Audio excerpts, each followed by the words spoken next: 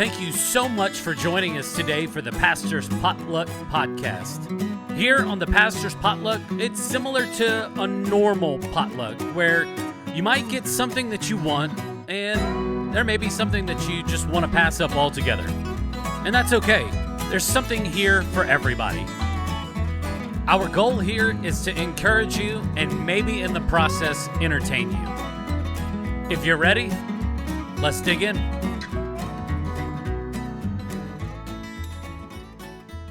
Welcome to another episode of the Pastor's Potluck Podcast. You and I are in rare form today. Accidentally. Yep. Accidentally. Yeah. It's, oh my word. It's, you were like a little kid, like whenever you go through like Target or something and it's Christmas time. Yeah. And you're just happen to walk through like the electronics / toy section. Yeah. And you just want to touch everything. Yeah. You're playing with fire. Yeah. You're still trying to wrap your mind around my fake plant. Yeah. Yeah. It looks bigger since last week. It hasn't grown. What in the world? That was a joke. That was a joke. I don't think it was. No, last time we were on here, you were talking about dusting it, so I took the liberty of dusting one of those. Yeah. Keep those away from the fire. Yeah. Yeah, that's like black smoke. You don't want to inhale plastic burning. That's not good for the old respiratory system. No. I'm drinking out of my Cubs cup today. Yeah. Even though they had the most epic September meltdown and missed the playoffs. Really? Yeah. On September 6th, they were a 98% lock to make the playoffs and got eliminated this weekend. A game and a half, 2 games shy of making the wild card. So this one goes out to that crew right there. Are we gonna have to wait like another 100 years? It was a rough weekend. So it was a weird sports weekend. The Cubs get eliminated. Yeah. Then right after that, WVU pulls off the most improbable win at TCU. Yeah. I'd been saying all day, I was like, they're gonna get blown out. Yeah. Under the lights in Texas. This team is fast, athletic. They played in the national championship last year, and truth be told, WVU hasn't looked very like their defense looked good. Their offense was like, I don't know. Yeah. This is gonna be a blowout. And then they got me up till after midnight watching them pull off this unbelievable win. I was like, wow, that makes the stinging of the Cubs less. But then Sunday, the Dolphins just laid a big old egg. Yeah. Up in Buffalo, got beat by 4 touchdowns, which is unheard of. I've always wondered, like, whenever you get, it's like, we've been doing a lot of leadership talk and stuff like that, and whenever something like really amazing happens, you get super, just relaxed and chilled. Like you have to go into every single game with intensity, and that's the same thing with like leadership as well. You should celebrate the success that you have, but you've got to stay focused on the goal. I could hear a lot of that as the players and coaches have been interviewed Sunday and into the week. I've heard a lot of that. Like they just took the foot off the gas. Yeah, like there was so they had an offensive lineman that like was injured, and so his replacement the first 2 weeks of the season was just unbelievable. Yeah, like he looked like he was the starter, but that's because he was preparing like the starter. And this past week, the starter was back, and so that guy didn't prep like that, and then the starter gets injured. He comes into the game, and he looks like a completely different person. Yeah. Because he had been he didn't prepare to actually play like he did the first 2 weeks. Yeah. And so it was, like I had a feeling that after you throw 70 on somebody, and then you have to go, honestly, to probably one of the top 3 best teams in the NFL. Yeah. Against maybe the best quarterback, or at least top 3 quarterback in the NFL, in their home stadium. And they know all the flowers you've been getting all week. Oh, this team is amazing on this. They were looking to put it on you, and they absolutely did. Yeah. So it was a weird sports weekend. So the WVU game was cool that they won that. So, I think I've diverted us away from what we were doing long enough. Yep. All right. Samson.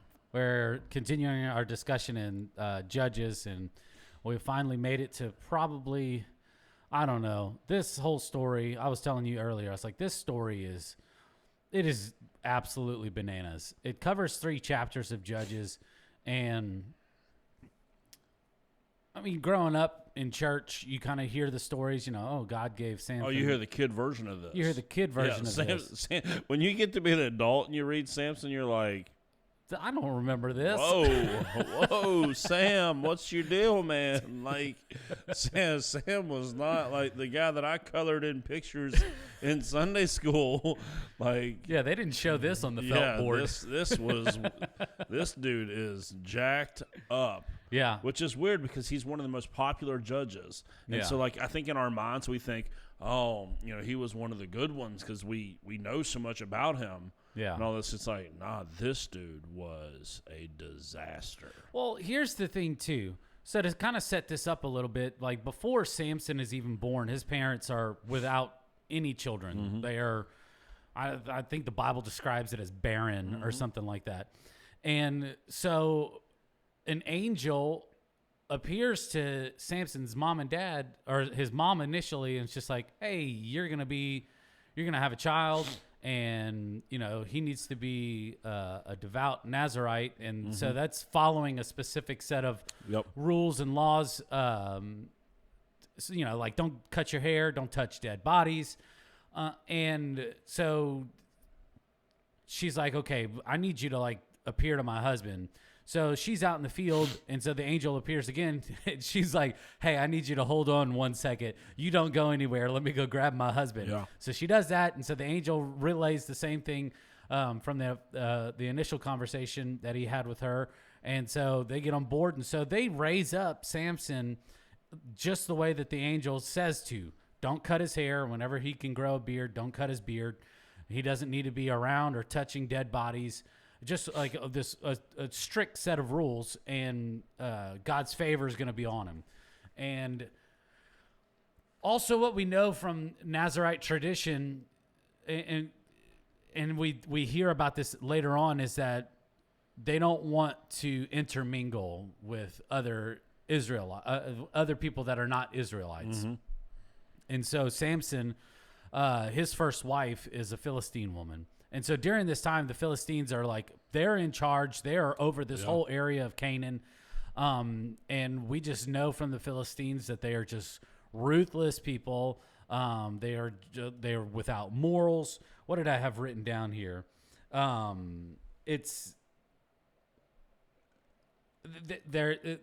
They are, what did we learn from the people? They're just wayward people. Yeah. They are scallywags, just to go back to the way that, they're just terrible people. Yeah. And but he marries and starts talking to this Philistine woman, and so they are preparing the wedding and stuff like that. I lost my okay. So they are preparing for the wedding, and so Samson's on his way to visit his future wife. And this young lion just comes out of nowhere, and he grabs her. He grabs this lion and just kills this lion with his bare hands. Yep. And it's the first time that we hear of through the scriptures that God's strength has just come over him, and he's just done something absolutely incredible.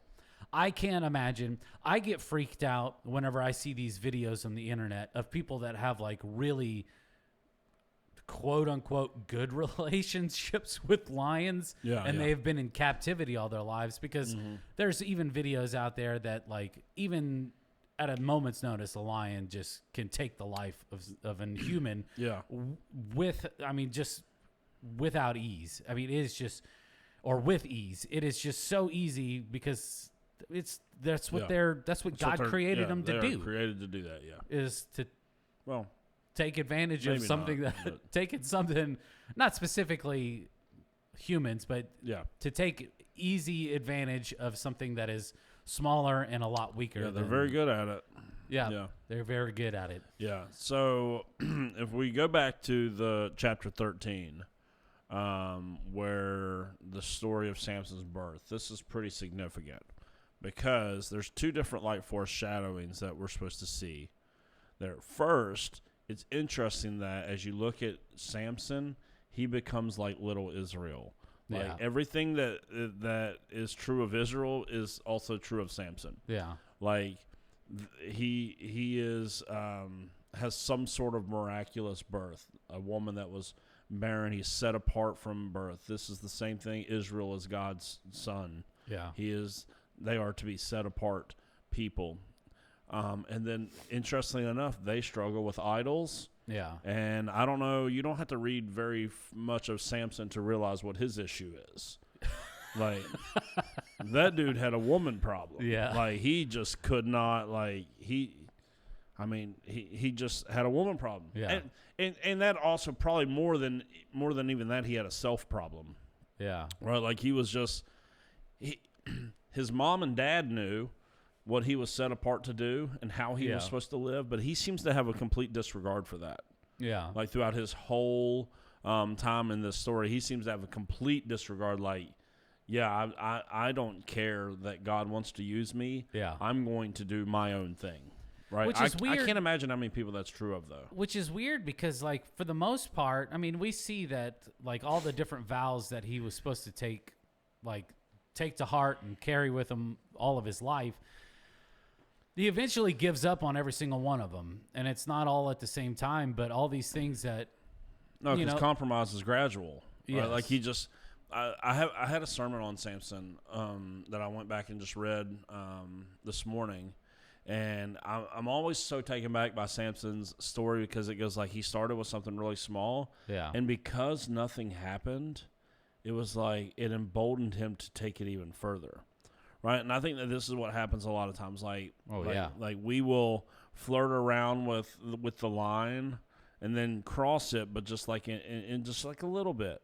Yeah. And when all the horrible, nasty, awful things that people try to tell you will happen when you cross that line don't end up happening to you, it emboldens you to go, maybe there's not really a gotcha attached here, so he goes further. And then he goes further. And again, he's not reaping any of this in the moment, but we see when you get to the end of the story, he reaps the full weight of all of what he has done. Yeah. Right? How many people... Like, they send that first text message, and they're like, got away with it. Or they look at that one thing that they shouldn't be looking at. They go one time, and they're like, I got away with it. Well, Like, that's what happened to me. Yeah. I mean, I tried drugs one time, and I was like, oh, this is great. It felt fantastic the first time. But little did I know for the next 2.5 years of my life that it would completely ruin anything and everything I tried to do. With work, with relationships, with friendships, with all of that. But if I would have known that initially, I probably would have never touched that stuff. But it was just because I allowed something to enter into my life, and it was just a gradual process. Yeah. It slowly started taking and stealing things away from me. Yeah, because somebody told you that this would be do drugs, this is the consequence. Like, remember the old, this is your brain on drugs, and all this? It's like, well, I didn't have that experience at all. My brain on drugs the first time I did it was awesome. Yeah. Right?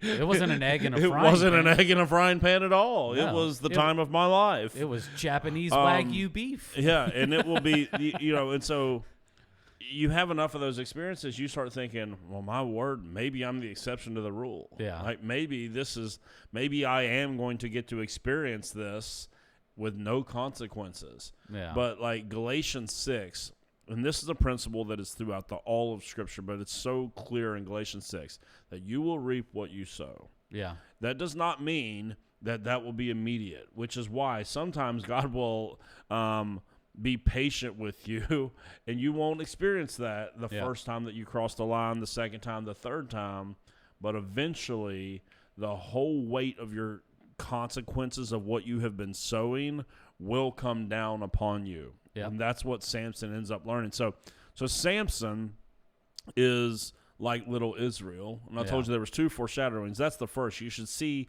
in Samson someone who was set apart by God to be what Israel was meant to be, and yet struggles with idols, struggles with infidelity, struggles with going to foreign nations for help, and all this stuff, just like Israel. Yeah. But the thing about all of the judges that we've been talking about is, again, these are imperfect saviors. So they are also little tiny pictures of Jesus, who also had a miraculous birth, who, if you go and read this narrative, the mother is the focal point of this chapter 13. In fact, if you go and read like the technical stuff on Judges 13, like the dad is meant to look like an idiot throughout the whole thing to emphasize the fact that the mother was the emphasis for the messenger in this. So he's also a imperfect picture of Jesus, who from his birth was sent to save.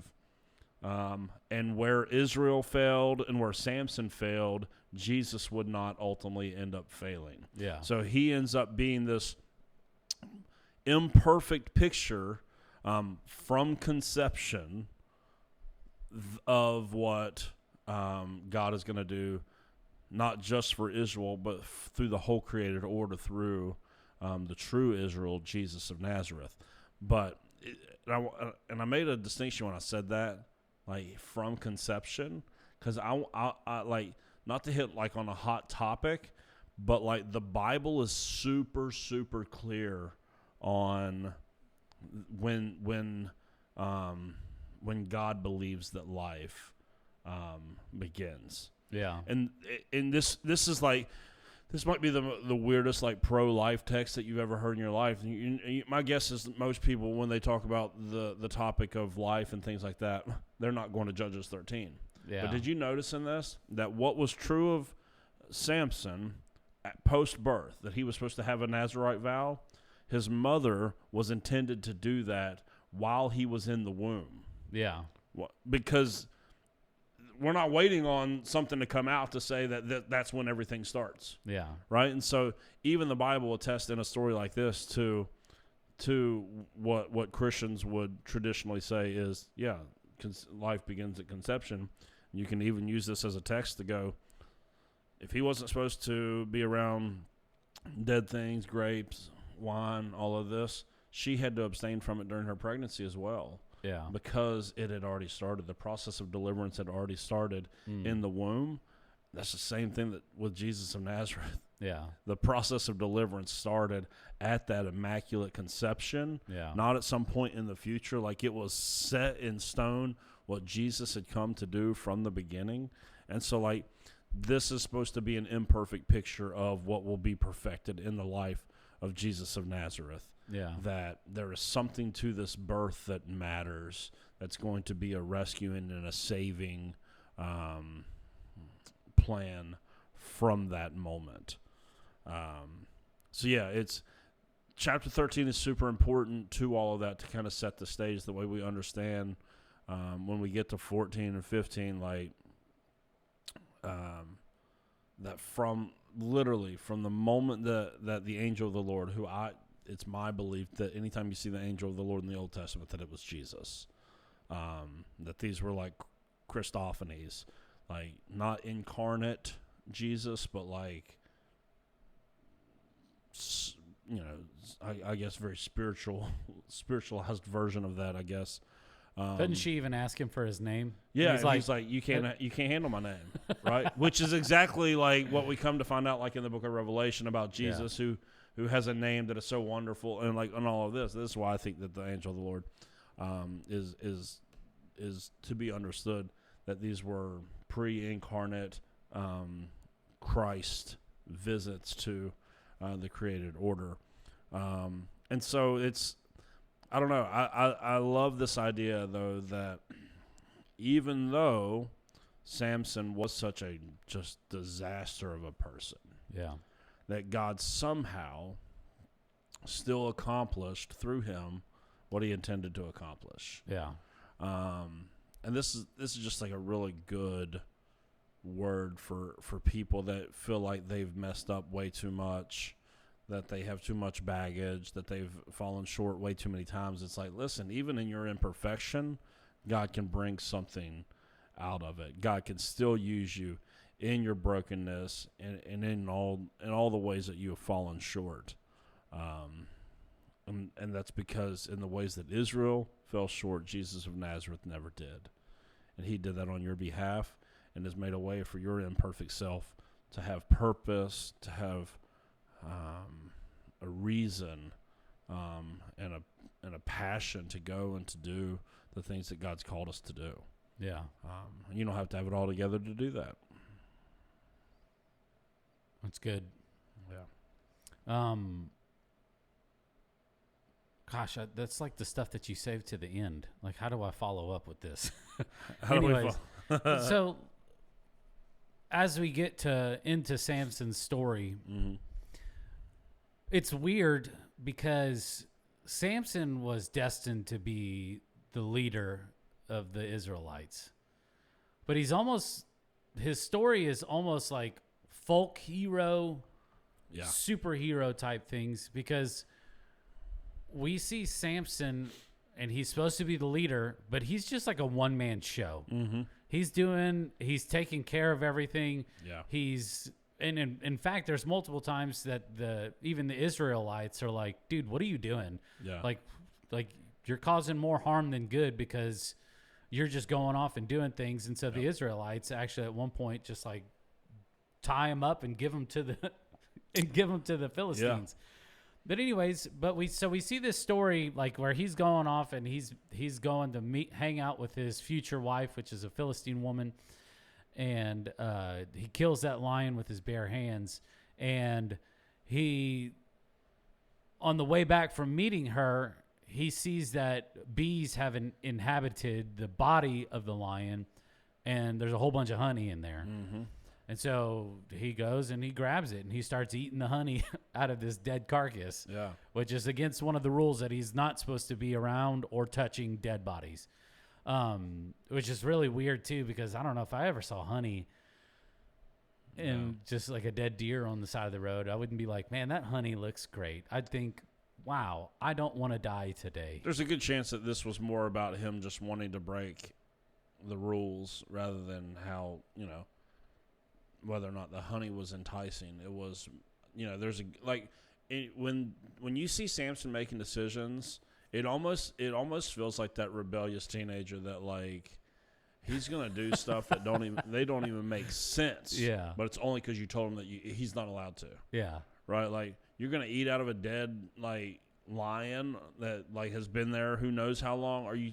It's got to be there long enough for bees to make honey in it. Yeah, I'm like, that's what you want to do? Just to be, just see, like, teenage kids just acting stupid, and you're like, why? It's like, because somebody told me I couldn't do it. It's like, good Lord, God help us all. Like, I know. We all had moments like that where we would do stupid stuff just because people told us not to do it. Yeah. But I see that, like, that rebellious heart in him is, like, really, like, troubling, but yet it's also kind of like all of our story. Yeah. Right? Like he drags his mom and dad into it. Well, that one, it says that he specifically tells, like, with the lion, like, he went out of his way to make sure that his mom didn't know about this. Mm-hmm. Because he probably knew that he was going to get it. When he eats the honey, he gives them, mom and dad, the honey. Yeah. Doesn't tell them where it came from. That's what I'm saying. Like, and I'm like, you even now you're dragging your parents into this. Like, come on, man. Like, make better choices. Because, like, it makes me, like, I was reading a commentary on this earlier, and it was like, it's written almost in a way that, like, God knew what Samson was called to. His parents did, but, like, did anyone bother to tell him? Yeah. Like, did anyone ever bother to say, hey, listen, God has a plan and a purpose for your life. Yeah. And you're acting like an idiot right now. Yeah. Right? Like, did anyone ever take time to do that? Because it just seems like he's such a mess. Like, at one point when he chooses the I think it was the first wife, he says, go get her for me, because in my eyes, there's nothing wrong with this whatsoever. And it was like he didn't care at all what God's standard was. It was only what he was comfortable with. Yeah. The book of Judges, for me, every time I read it, I go like, we haven't made it very far. whatsoever. Like, because it keeps saying, like, and everyone did right in their own eyes. And it's like, well, hello, moral relativism that we live in right now. Yeah. Where everyone's like, oh, no. It's okay for you. Not for me, but it's okay for you. Yeah. It's like, come on, what a stupid way. I'm sorry. And I'm very, like, it is a stupid way to try to live life. Yes. Like, to try to play, like, let's say that we're playing a game that there's not agreed upon rules. What do you think is going to happen? Like, it Chaos. cracks me up that you have all these people on every side of every argument complaining about how bad everything is. Yeah. And they can't figure out what the problem is. Well, the problem is there's no standard. Yeah. That's the problem. This is in the 1800s, 1900s, in the Enlightenment, when we start questioning absolutely everything, oh, nothing can be known, yada. This is what it was always leading towards. Yeah. Is a bunch of people that can't get along because we can't agree on how to play the game. Yeah. And if there's no standard, I mean, there's no way to do this. No, we want rules for everybody else, but not for us. That's why I love the show The Office. Yeah. I absolutely love it. And there's a episode where they're having a yard sale. Do you watch The Office? No. Oh, my goodness gracious. You got to get saved. Oh, my gosh. You should have made sure of that before you hired me. There's an episode where they're having a yard sale, though, and one of them has the board game Dallas from the TV show Dallas or whatever, and they're getting it all set up and such, and one of them goes, where's the rule? Like, where's the instructions, the rule book? Yeah. He goes, I don't know. He goes, why didn't you staple it to the inside of the box like a normal person, which I've never even heard of people doing that, but that is a brilliant idea. Yeah, or tape it or something. Like every game that you can think of. We were playing a game as a family last week for the first time, and the kids had already lost the instructions. And I won't play a game if I don't know the rules. Yeah. Like, I'm not just going to play your version of it. Like, I want to know the rules. That's a sticking point for me. But either way, they're just like, where's the rules? They don't have any. Yeah. So then it cuts away and then comes back, and they're just playing this game. And they've all made up the rules of how to play it. All made up the rules. And at one point, Kevin Malone gets so mad because he goes, you can't do that. Because someone makes a movie because you can't do that. He goes, well, based on the rules that we are making up on the spot, yeah, I can. So he gets mad, and what does he do? He takes the board and flips it upside down and walks away. Yeah. And when I see that, I go, do you want to know what's wrong with the world? Because nobody can agree on how this is supposed to happen. We're all adhering to whatever seems right in our own eyes. Yeah. And we go, oh, I wonder why we can't all get along. Yeah. It's because there's no like when you follow the Enlightenment route of postmodernism, and we just start questioning whether anything can actually be known, and then it works its way into ethics and morality, and you go, well, you do what's right for you, I'll do what's right for me. He goes, yeah, that sounds really nice on a bumper sticker, but let's try to live that out. Like, what's wrong, like, for me is right for you? Are you serious? What if you're a serial killer? And you go, but that's right for me. What? Like, so we agree that there has to be some sort of lines. We just disagree on where the lines should be drawn. Unless you want to be a true relativist and say that literally there are no lines. Well, we see that a lot in like a lot of Christianity, because Jesus clearly said you need to love God and love people, period. That's it. People start to make up their own rules whenever they're like, well, I can't love the people that are opposite aisle of the political spectrum. I can't love other people that, that are pro-life or pro-choice. I can't love people just that just think differently, or maybe parent differently, or think of money differently, or because they live in a different house or a different neighborhood or whatever. Like, people, like, they just make, it's just like you said, they make up their own rules on every little situation. This is right to me. This looks right to me. This is my way of living. And as Christians, we can't make up our own rules. No. We've got to do what God has asked us to do. And we've got to do it to the absolute best of our ability, whether we like it or not. Yeah, because like you see it happen out in the world, and you go, well, that makes sense. Yeah. They don't have any standard. Yeah. Why should they? Like, this is one of my biggest issues with the church, is when the church tries to treat people outside the church like they're part of the church. He goes, no. You can't hold the world to the same standard as the church. They didn't sign up for this. Yeah. So I expect that sort of stuff to happen in the world. Everyone's just making up their own thing, just doing the best we can, whatever. I'm not adhering to anything because, to me, this thing is, whatever. But then when you start seeing it in the church, it's so bizarre to me. And he goes, well, my Jesus is, he's all about love. My Jesus is all, and I go, whoa, wait a second.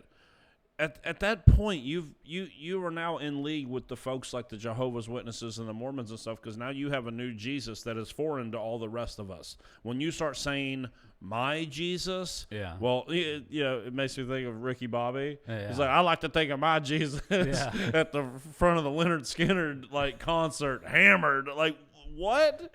What do you mean your version of Jesus? Like, you don't get a version of Jesus. Yeah. The scriptures reveal to us the Jesus. That's it. It's the same thing with, this is why I have such issues with, and why I would say Mormonism and Jehovah's Witnesses, even though they call themselves Christian, is like, no. You are dealing with a different Christ. You don't get to name that label. Yeah. Because, for the Mormons, Jesus is Satan's half-brother. What are you talking about, man?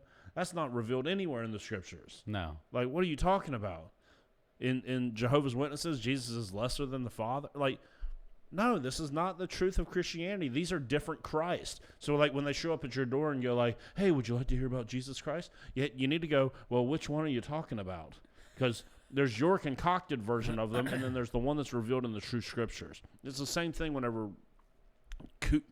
goofy people that are Christians start going, well, my Jesus is okay with my sexuality.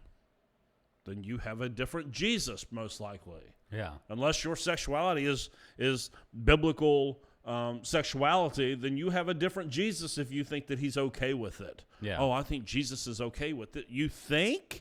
He is like, and this is the problem in all of the book of Judges, is everybody is just doing whatever they want to do. Yeah. And you even see it in Israel, and you go through that path long enough. This is something I didn't pick up, but when I was reading it, but saw it in the study I was reading before this. Chapter 13. What's missing from the cycle that we've been talking about this Judges for a long time now. Yeah. There's a cycle that's going on. There's Israel gets oppressed. And then Israel cries out. Then God sends a deliverer. Yeah. Number 2 never happens in this story. Israel is now totally okay with the oppression that they are experiencing. Yeah. They're not even asking God to save them anymore.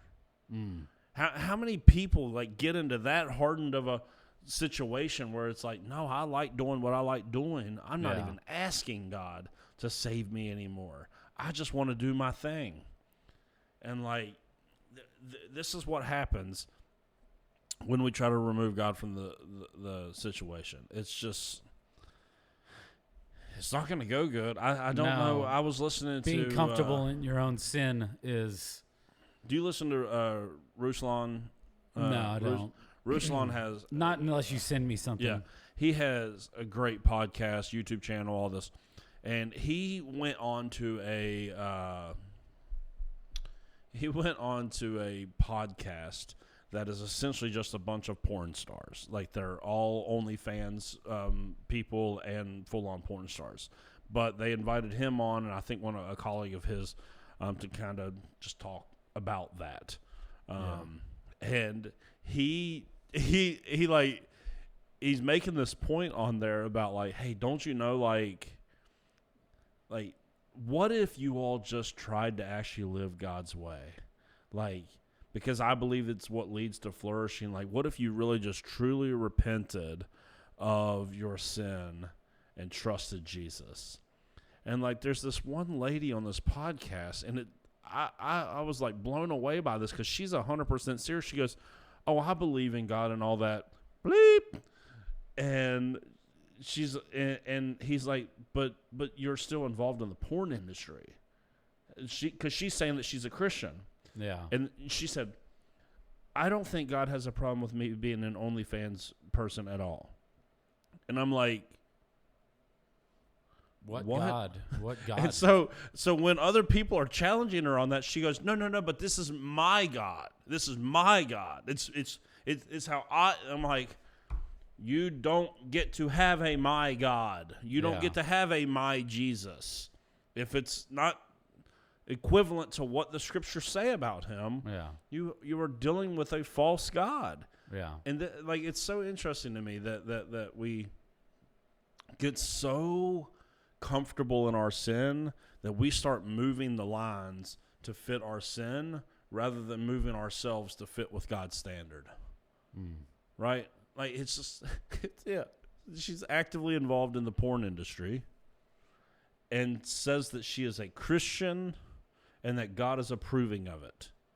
This is, there is no way to make that case whatsoever. I mean, Ephesians makes it clear. Did she ask him?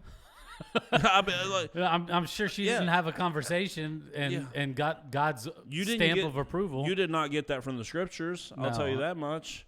But that's what I'm saying. You're also taking the creator of the universe and putting words in his mouth and saying that, he's okay with that. Well, and that's what literally we think that this is a modern thing, but this has been happening since the Enlightenment period. And this is what happens when you remove the essence of truth from society. Yeah. But it cracks me up too, because when they'll go, there's no such thing as truth. There's no such thing as truth. And what's the next logical question? Is that true? Yeah. Like what you just made a definitive statement that there are no definitive statements. Yeah. Now, how the heck can I trust that? Yeah, you can't. That's nonsense.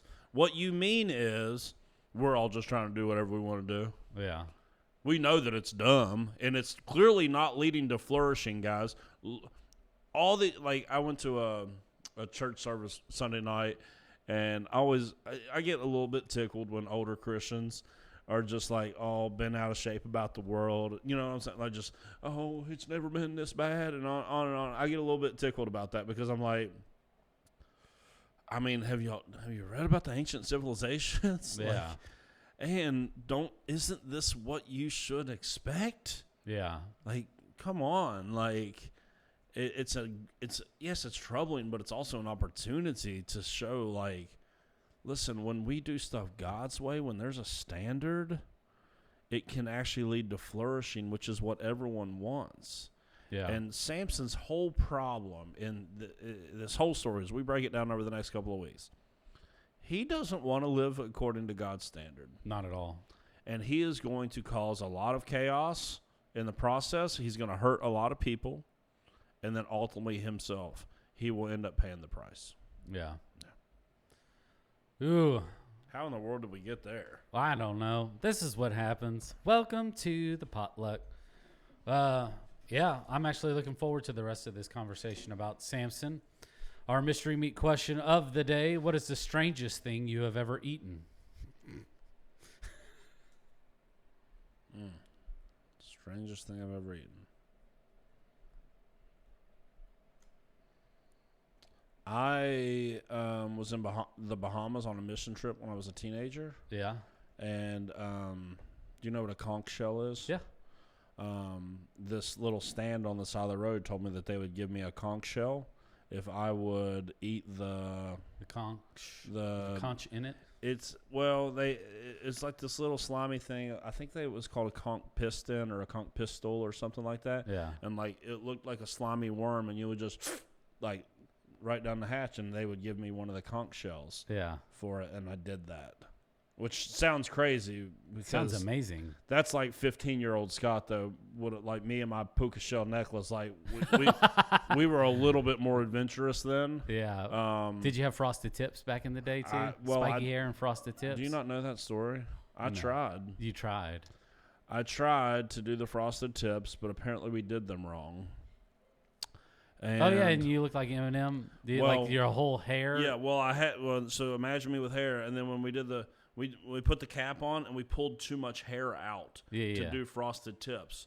So instead of tips, I had big circles that made me look like a leopard all over the top of my head. You look like And the it American Dream Dusty Rhodes pants. It looked just so dark hair bad and blonde circles. that then I had to tell the guy that did it, like, something has gone wrong. Just bleach the whole thing. Oh, do you have pictures of this? My mom says she thinks she has some somewhere, but I haven't seen it. Because every time I've used this as a sermon illustration before, and I've wanted those pictures, but I haven't ever found them. Yeah. It was miserable. Yeah. It was miserable. So I did try frosted tips with my puka shell necklace and my flip-flops in the Bahamas. Yeah, but I ate a conch piston or pistol or whatever. It was like a little slimy worm. Yeah, that actually sounds pretty amazing. Like I'm an adventurous eater. Like if I go and eat pho, which is a Vietnamese soup, I always get the one that's got like the offcuts. So you can get stuff that's got like brisket, you can get stuff that's got like meatballs in it or something. But I always get the one that's got like the tendons from the cow, the stomach lining, like all the odds and ends stuff, because I like it. I don't know why. I just always have. I like going to wild game dinners and eating everything. I want to try all the snake. I want to try the raccoon. I want to try the stuff that I want to try it. I don't know what it is. So I don't know. I just like the weird stuff. Like one of my favorite things to eat in the whole wide world. And you don't find good menudo here in town because we're just too far north. What did you say? Menudo. It's a Mexican soup, and it's basically the stomach of the cow, and you eat the whole thing. Wow. Because it is delicious. No. It is absolutely delicious. Yeah, that sounds just miserable. I mean, they a lot of the stuff really, I've had to eat on mission trips has been some of the strangest stuff I've ever eaten. And I know for a lot of people, it's probably pretty normal, but like, whew.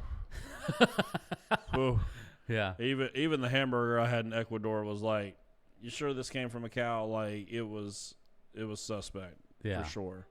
I went on a missions trip to Africa one time, and we stopped at this hotel, and they didn't even have menus. They were just like, this is what we've got today. And so they were like, yep, we've got samosas.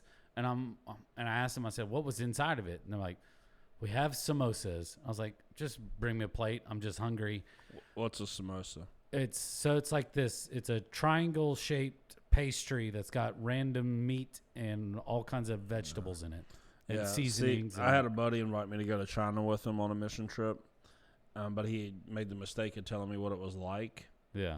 And like you'd be staying with different families and they would feed you, and they have a high honor culture in China. So like, oh yeah, you're going to eat whatever they put out. And they put out snake one night and all this. I'm like, well, just for our safety, I'm not going to go on this trip because I will embarrass you and myself to the point I get arrested because I'm not going to eat that dinner. Yeah. Like it just, it's one of the things I've struggled to go on mission trips, international mission trips now, because the last two I've been on, there's always been an element of like, you have to go eat the food that the people provide for you. Yeah. And it's very rude not to eat it. Yeah. But like I legitimately have some like issues. Yeah. That I just can't put anything into my mouth. I just can't do it. I just like, no joke. When Megan and I were dating, we went to dinner for her sister's birthday at a Japanese restaurant out here in Southridge. I had never tried sushi, and I have not tried it since then. Yeah. But they convinced me, because they're big sushi people, that I should try this Philadelphia roll, which, if you don't know me, I don't like fish, I don't like rice, I don't like vegetables, and I don't like cold cheese, especially cream cheese, which are the exact ingredients of a Philadelphia roll. So, but I tell them I'll try it. Maybe maybe this combination works. Things have progressed in my life up to this point. I didn't used to eat jalapenos, and now I do. So maybe I like sushi. I don't know. Yeah. So I was like, well, give me just a little piece of it. She's like, you have to do the whole thing. Yeah, she's like, this is not the way sushi works. You put the whole thing in your mouth, or you just don't. Like, you can't just have like a bite of it. I'm like, All right. Well, I put that Philadelphia roll in, and when that cream cheese hit my throat, Yeah. I had to excuse myself from the table. Yeah. Because I almost puked on the grill. Sounds like you're about to right now. I almost puked on the grill. Like, because you're sitting at hibachi, like, literally, where they're cooking the food is right in front of me. Could you imagine? I'm like, I'm going to ruin this dinner for everybody right now. Could you imagine like, just letting it go and then it just starts cooking? Like, I have such a bad gag reflex. Like, Yeah. When I take pills, if I don't have enough water in my mouth to make sure that it does not touch, not even the slightest bit of the back of my throat, Yeah. I will gag like you have never heard in your life. Like, it is a regular occurrence when I'm brushing my teeth that I will gag so much that Megan will go, "Are you puking?" Like, it's that bad. So I cannot just be going up in people's houses and being served, I don't know what that is for dinner. Like, it's like now it's gotten so bad, like it's in my head. Like, I got to be careful. Yeah. Because I don't want to puke in front of people. Have you tried to be hypnotized? Say what? Have you tried to be hypnotized? No, I'm not interested in that. I'm also that's how my dad quit smoking. Oh yeah. They hypnotized him, and he was like, "Yeah, He's I guess still in a trance right now. So Yeah. if you snapped your fingers, he would go like, "Well, Yeah. no." He still thinks his name is David." Yeah. No, like for me, I'm at a point now where I don't want to change either. Yeah. Like, there's a lot of things in my life that I want to change, but like, not experimenting with foods is not one of them. Yeah. Not at all. Could you imagine going get I don't believe it works, obviously, because hypnotism and whatever, I think it's just all false nonsense. I don't know. But could you imagine if it actually worked and you come back and you're like, mashed potatoes, I don't want anything to do with that. And you're like, what? So reverse it, whatever. I only want mashed potatoes. That's the only way I want to eat a potato, to be honest. Yeah. I don't even like baked potatoes. I like little roasted potatoes. No. Give me mashed or give me nothing. I cooked roasted potatoes for you one time. Dude, you did so well. I didn't even know you back then. I know. Yeah. I mean, I'll eat them at first watch. Yeah, I'll eat some first watch potatoes, but not all potatoes are made equal. Yeah. I had Tudor's breakfast potatoes earlier this week. They have a new sandwich called the Big Tato. No, they've always had the Big Tater. I don't know. They're doing I don't know. They're promoting it. Bible study is at Tudor's this week. Dude, I don't know if I'm going to be able to go. I'm going to have to. No, I'm trying to watch what I eat, and I went to the gym this morning. Nice. And so I'm not going to be able to enjoy Tudor's, but. Low carb platter. Yeah. Maybe. Get eggs. I don't know. You can get eggs and there's meat. There's always the next day, you know? Eggs and meat. Yeah. All right. We've talked enough about food. Now I'm so hungry. It's lunchtime. All right. We love you. Thank you. We'll see you next Friday. Thank you so much for listening in with us today. We really appreciate it. If you haven't done so already, go ahead and hit that subscribe button. You can also follow us on social media, on Facebook, Instagram. You can also watch the video version of this on YouTube as well. All you have to do is search up the Pastor's Potluck Podcast. From all of us here, we want to say thank you, and we'll see you next week.